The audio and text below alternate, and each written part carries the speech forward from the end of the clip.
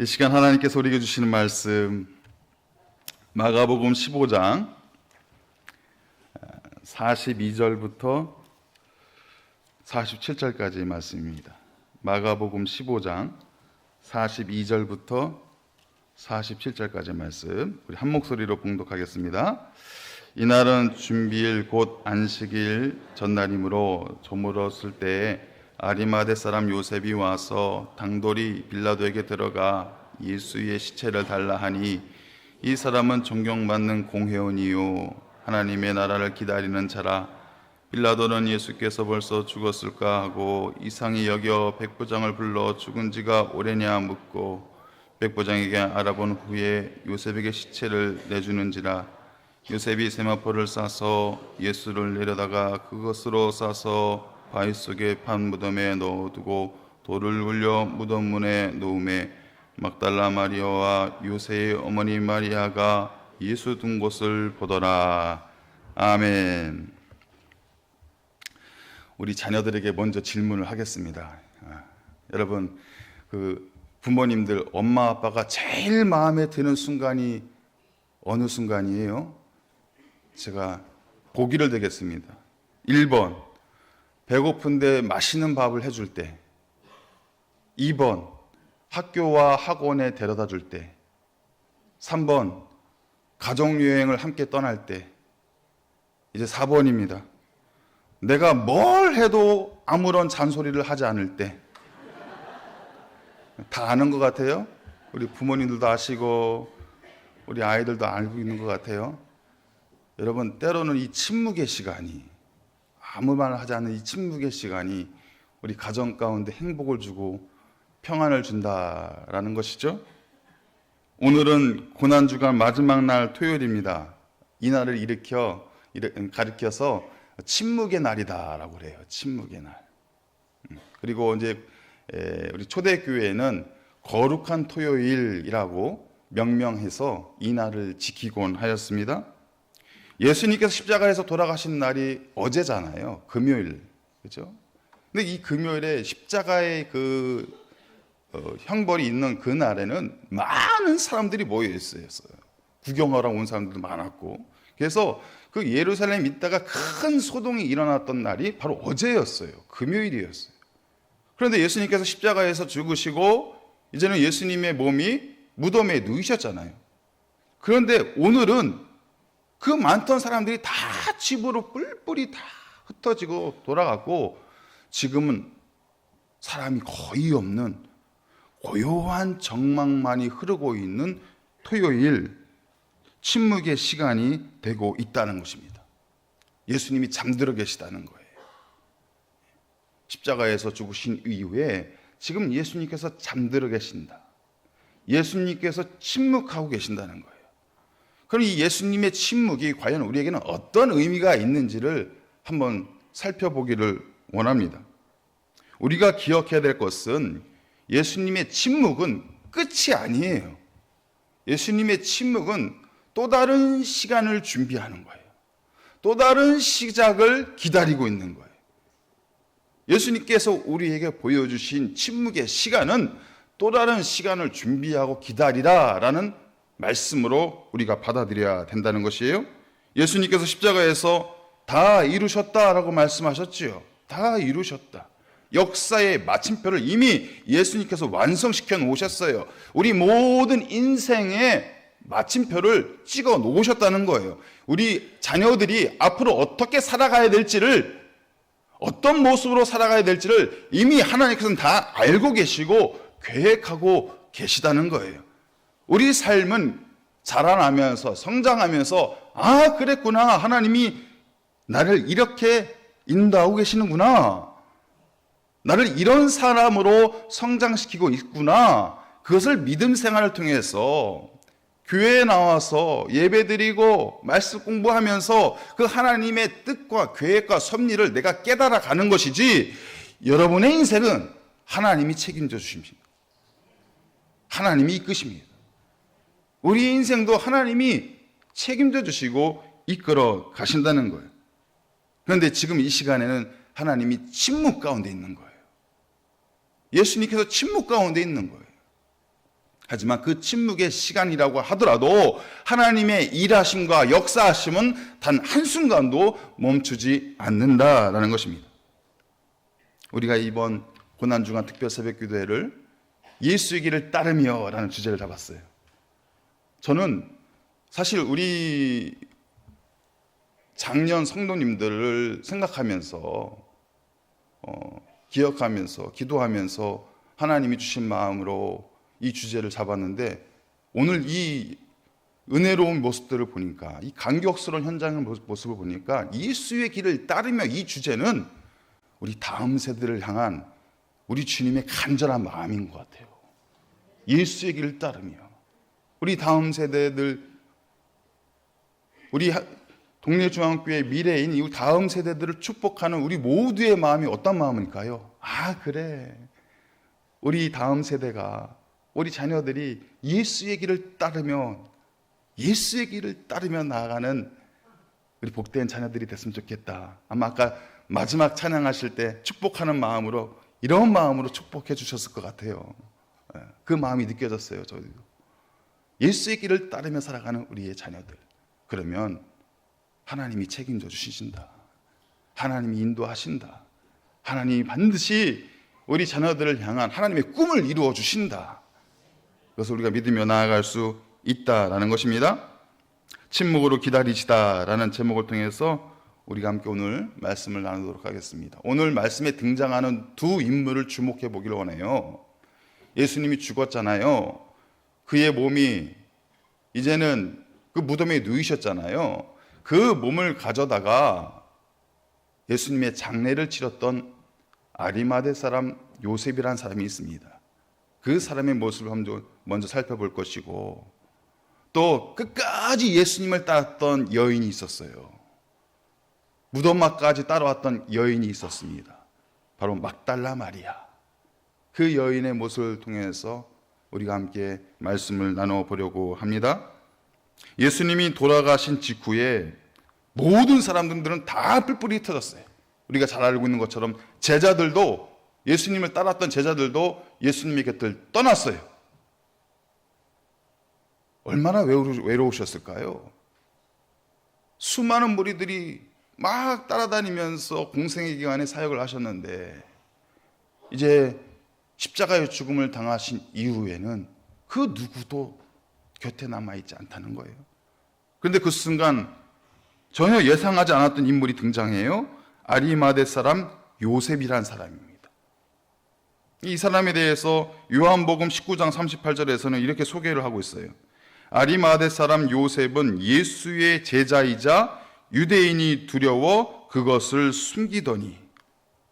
그러니까 이 요셉이란 사람이 예수님을 믿었던 사람이라는 거예요. 예수님을 따랐던 사람이라는 거예요. 예수의 제자였다는 것이에요. 그런데 이것을요 꽁꽁 숨겨놨어요. 드러날까봐, 사람들에게 들킬까봐 꽁꽁 감추고 있었던 사람이라는 거예요. 오늘 본문 마가복음 15장 43절에서도 이렇게 소개를 하고 있습니다. 아리마대 사람 요셉이 와서 당돌이 빌라도에게 들어가 예수의 시체를 달라 하니, 이 사람은 존경받는 공회원이요 하나님의 나라를 기다리는 자라. 그러니까 아리마대 사람 요셉은 어떤 사람이었냐? 그 당시에 존경받는 종교 지도자였고 하나님의 나라를 기다리고 있던 예수의 제자였지만, 겉으로는 어떻게 살았던 사람이에요? 나는 예수님을 몰라요. 나는 예수님을 따르지 않아요. 나는 예수님을 믿지 않아요. 그 자신의 믿음과 신앙이 들킬까봐 무서워서, 두려워서 숨어 지냈던 사람이다라는 거예요. 그런데 보세요. 오늘 마가복음 15장 43절에서 이 요셉의 태도가 바뀝니다. 지금까지는 숨겼었어요. 내 정체를 숨겼어요. 내 믿음과 신앙을 숨겼어요. 그런데 그 요셉의 모습이, 태도가 바뀌어요. 말씀에서 이렇게 나오고 있죠. 43절 말씀. 아리마대 사람 요셉이 와서 당돌이 빌라도에게 들어가 예수의 시체를 달라 하니. 이 당돌이라는 이 단어의 뜻은 그 마음 속에 용기를 갖다라는 거예요. 큰 마음을 갖다. 마음을 크게 하고 담대하고 그 강한 용기를 갖다라는 뜻을 가지고 있다라는 거예요. 요셉은 지금까지 두려웠어요. 무서웠어요. 내가 예수 믿는 것이, 내가 예수를 따르는 것이 두려운 일이었어요. 사람들이 그것을 알까봐 그것이 너무너무 두려웠어요. 그런데 이제는 예수를 따르는 자신의 신앙으로 나오고 있다는 거예요. 용기를 내서 나오고 있다는 것입니다. 큰 마음을 품고 그 두려움을 이겨내는 용기와 담대함을 가지고 나오고 있다는 거예요. 그 무서운 총독 빌라도 앞에 가서 나에게 예수의 시체를 주시오. 나에게 예수의 몸을 주시오. 이렇게 당돌하게 용기를 가지고 요청하고 있다는 거예요. 이건 목숨을 건 거예요. 그냥 부탁이 아니에요. 지금 요셉은 목숨을 걸고 빌라도 앞에 가서 예수의 몸을 달라라고 이야기하고 있는 거예요. 그런데 빌라도의 반응이 너무 재미가 있어요. 빌라도가 어떻게 반응을 하고 있습니까? 평소 같았으면은 아니 이놈이 어디서 그런 말도 안 되는 요청을 하느냐? 가만 보니까 너도 예수를 따르는 예수의 제자인 것 같은데 너도 예수처럼 십자가에서 죽어야겠다. 이것이 지금까지 보여줬던 빌라도의 모습이었어요. 그런데 요셉이 당돌하게 나와서 용기를 가지고 나와서 내게 예수의 몸을 주시오. 하니까 빌라도가 뭐라고 얘기하는 겁니까? 아 그래 가져가. 그 권력자였던 빌라도가 그 요셉의 당돌한 모습에 용기 있는 모습에 굴복하고 있는 거예요. 이건 엄청난 사건입니다. 여러분 우리가 부활의 아침을 기다리면서 어떤 모습으로 그 아침을 부활하신 예수님을 기다려야 되는가? 우리가 이 요셉의 모습을 통해서 찾아볼 수가 있습니다. 여러분 기다린다는 것은 우리가 예수님을 기다린다는 것은 또 하나님의 때를 기다린다는 것은 아무것도 하지 않고 있는 그런 의미가 아니에요. 우리가 예수님을 기다리고 부활의 아침을 기다리고 또 예수님이 나에게 찾아오시는 그 순간을 기다린다는 것은 뭐냐? 큰 마음을 품고 내게 주신 담대함과 용기를 품고 나아가는 결단의 시간이 되어야 한다는 것입니다. 한번 오늘 기도회가 끝난 다음에 밖에 나가셔서 사람들을 붙잡고 죽었던 사람이 살아났어요 라고 얘기해 보세요. 사람들이 어떻게 반응을 보일지. 우리는 당연히 믿고 있는 예수님의 부활을 세상은 절대 그것을 믿을 수가 없습니다. 왜냐하면 이거는 사람의 생각과 마음을 믿을 수 있는 사건이 아니거든요. 영의 생각으로 성령의 조명하심으로 그 사건이 믿어지는 것이거든요. 그래서 우리가 죽은 예수님이 다시 부활하셨습니다 라고 이야기하면 우리는 핍박을 받아요. 조롱을 당해요. 친구들로부터 놀림을 당할 수도 있다는 거예요. 다시 말해서 내가 예수를 믿고 있어요. 나는 예수를 따르는 사람이에요. 그 예수께서 나를 위해서 십자가에 못 박히셨어요. 그 예수님께서 나를 위해서 죽으셨어요. 그리고 그 예수께서 다시 부활하셔서 지금 나와 함께 하고 계세요. 이 간절한 신앙의 고백을 세상 앞에서 드러내는 것이 만만한 일이 아닙니다. 쉬운 일이 아니라는 거예요. 어찌 보면 숨기고 싶은 모습일 수도 있다라는 거예요. 요셉처럼. 그런데 우리에게 필요한 것은 무엇일까요? 큰 마음, 나의 작은 사람의 생각과 그 마음이 아니라 성령께서 내게 큰 마음을 주시고 큰 용기를 주셔서 누구를 만나든지 어느 순간을 만나든지 예수가 나를 구원해 주셨어요. 예수가 나의 구원자예요. 예수가 나를 위해서 십자가에서 못 박히셨어요. 예수가 나를 위해서 부활하셔서 내게 찾아오셨어요. 이것을 선언하고 고백할 수 있는 믿음의 삶이 되시기를 바랍니다. 자, 한번 따라해 보시길 바랍니다. 나는 예수님이 좋아요. 나는 예수님을 사랑해요. 나는 예수님이 죽음에서 다시 살아나신 것을 믿어요. 나는 예수님의 제자가 될래요. 나는 예수님을 따르며 살래요. 여러분도 고백하셨습니다. 이 고백대로 되는 역사가 일어날 줄 믿습니다. 우리 하나님께서 여러분들의 음성을 기억하여 주셔서 이 음성대로 이 믿음 생활이 더욱 단단하게 굳건하게 세워지게 될 줄 믿습니다. 사랑하는 성도 여러분, 세상 가운데서 살아갈 때 여러 어려운 상황이 우리에게 왜 없겠습니까? 우리의 주변부터 우리가 만나는 사람들부터 우리는 온갖 오해와 또한 조롱을 당할 수도 있어요. 시기와 질투를 당할 수도 있습니다. 그 순간순간마다 나의 위축된 마음으로 살아가는 것이 아니라 우리의 생활이 좁아지는 그런 모습으로 살아가는 것이 아니라 큰 마음을 품고 단돌이 나아갔다는 거예요. 누구를 만나든지 어떤 권력자를 만나든지 타산과 같은 문제가 내 앞에 놓여 있을지라도 단돌이 나아갔다. 큰 마음을 품고 나아갔다. 담대한 믿음을 가지고 나아갔다라고 말씀하고 있습니다. 저와 여러분도 그런 큰 마음을 품고 또 담대한 용기 가지고 나아갈 때 부활의 영광과 기쁨이 우리 가운데 가득가득 넘쳐나게 될 줄 믿습니다. 다음으로 등장하는 인물이 막달라 마리아입니다. 아마 예수님을 가장 사랑했던 여인 중에 한 명일 거예요. 막달라 마리아.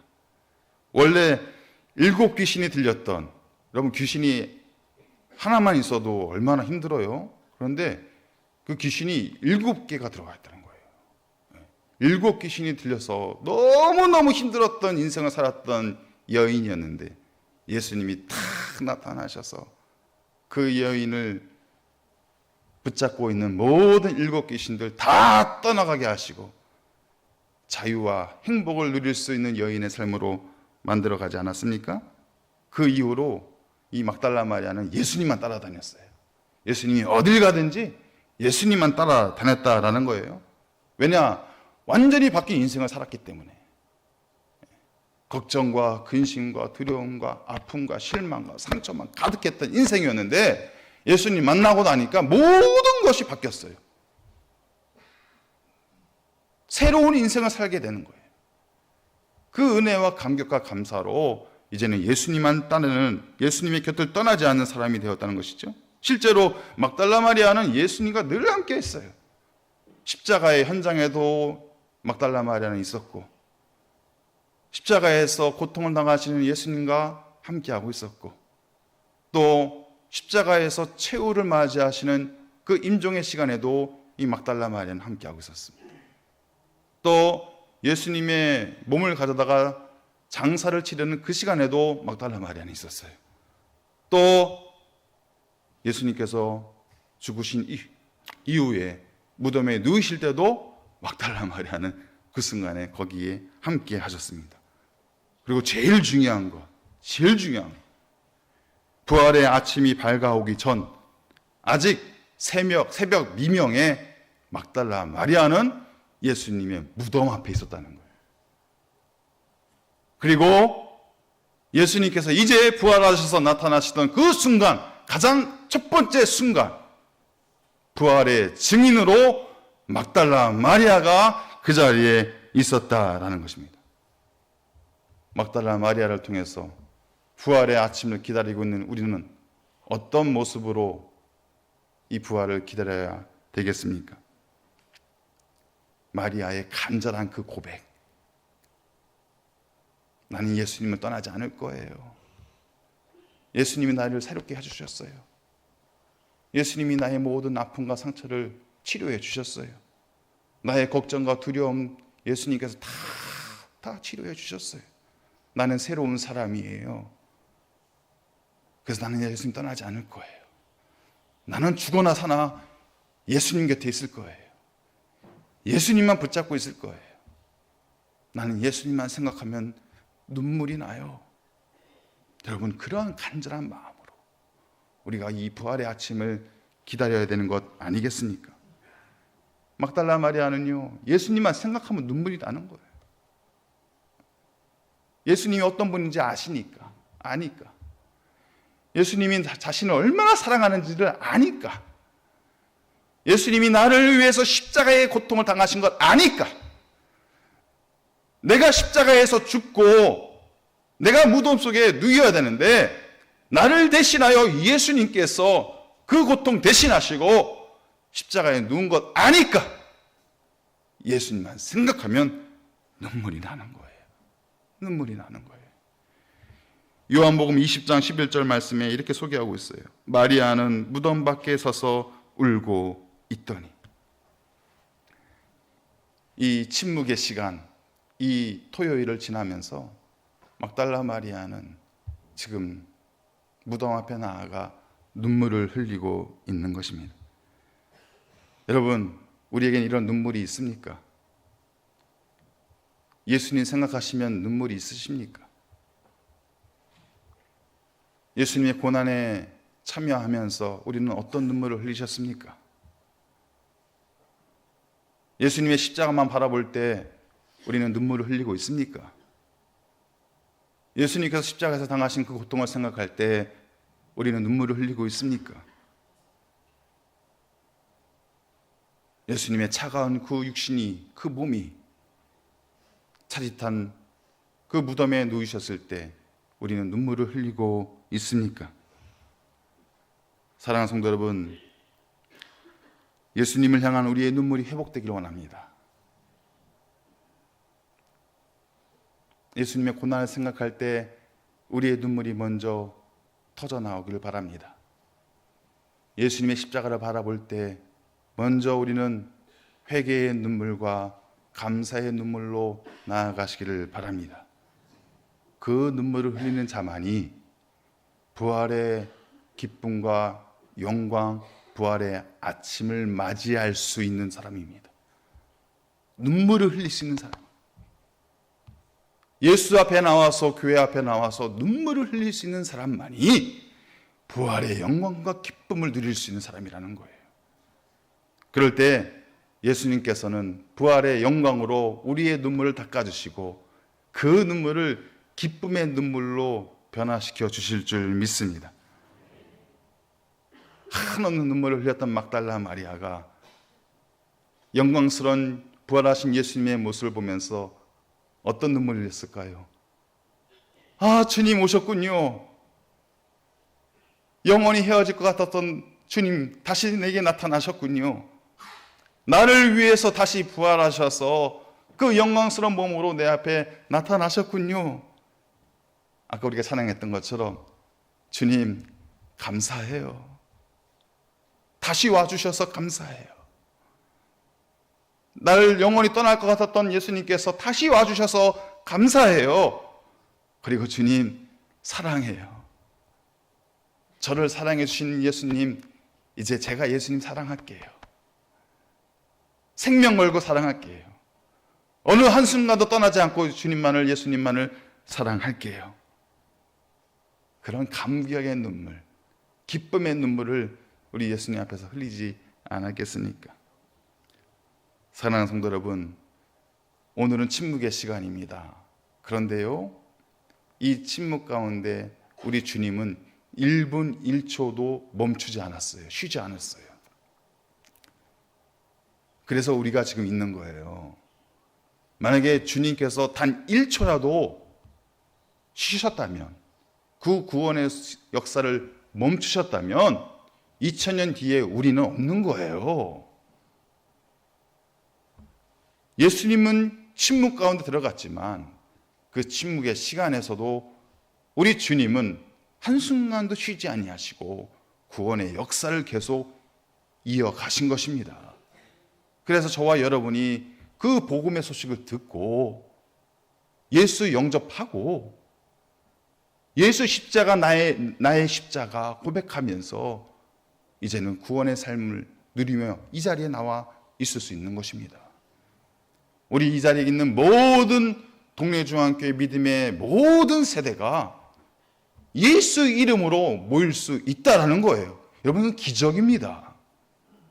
세상 어디에 가서도 이 모든 세대가 이렇게 한 자리에 모일 수 있는 기회는 없어요.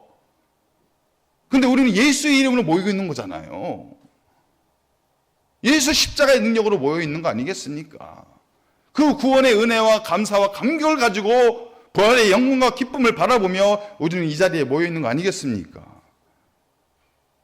우리 주님께서 저와 여러분 가운데 이런 은혜와 기쁨과 감격의 시간을 허락해 주실 줄 믿습니다.